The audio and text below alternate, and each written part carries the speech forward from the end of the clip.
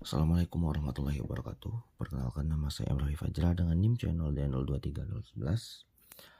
Saya merupakan mahasiswa di 3 perpajakan Universitas Jambi. Jadi ini merupakan video tugas mata kuliah akuntansi perpajakan, yang mana pada video kali ini saya akan membahas mengenai contoh perhitungan rekonsiliasi fiskal.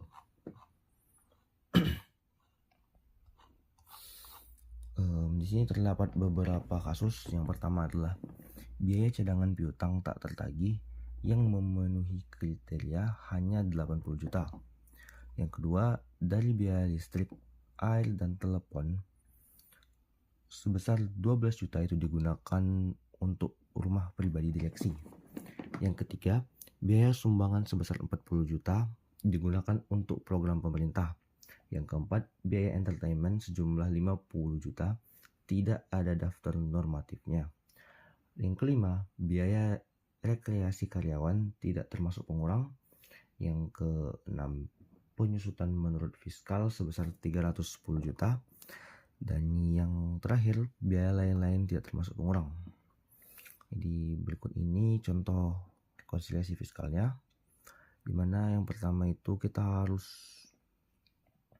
meletakkan dulu laporan keuangan komersial, lebih tepatnya itu laporan laba rugi sebelah sini.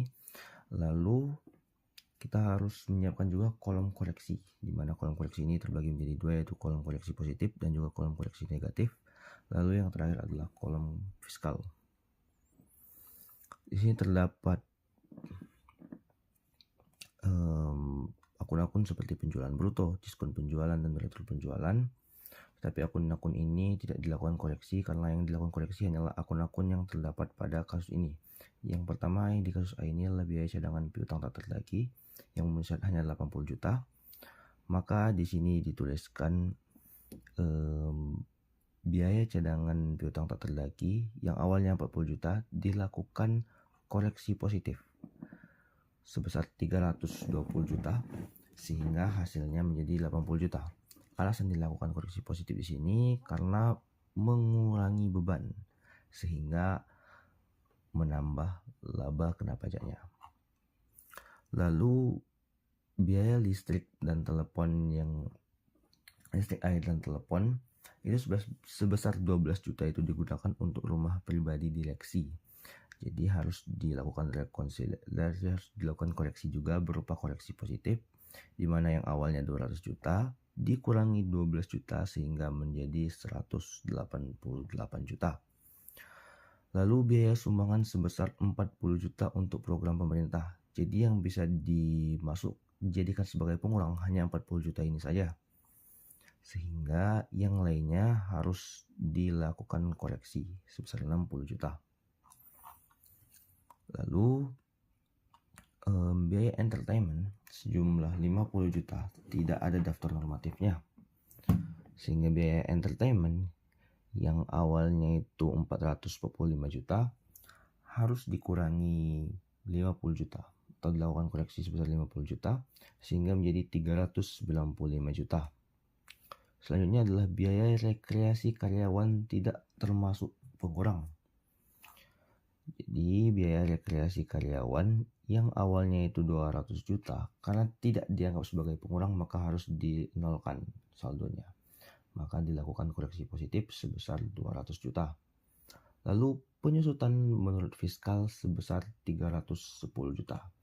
Jadi dalam perpajakan itu terdapat dua metode penyusutan, yaitu garis lurus dan juga saldo menurun, di mana mungkin manajemen perusahaan menggunakan metode penyusutan yang berbeda dengan untuk komersialnya dan untuk fiskalnya, sehingga terdapat perbedaan di sini yang awalnya 210 juta menjadi 310 juta, sehingga harus dilakukan koreksi negatif.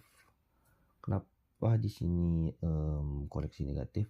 Karena memperbesar biaya penyusutannya, sehingga akan memperkecil laba kena pajaknya nanti sebesar 40 juta. Lalu biaya lain-lain tidak termasuk pengurang, sehingga biaya lain-lain harus dihapuskan atau dinolkan saldonya. Yang awalnya itu sebesar 50 juta sehingga dibuat menjadi 0 karena dilakukan koreksi positif 50 juta. Sehingga dapatlah total biayanya yang awalnya adalah 6 miliar 515 juta menjadi 5 miliar 863 juta. Sehingga laba bersihnya itu menjadi yang awalnya 2 miliar 985 juta menjadi 3 miliar 637 juta. Sekian penjelasan dari saya. Assalamualaikum warahmatullahi wabarakatuh.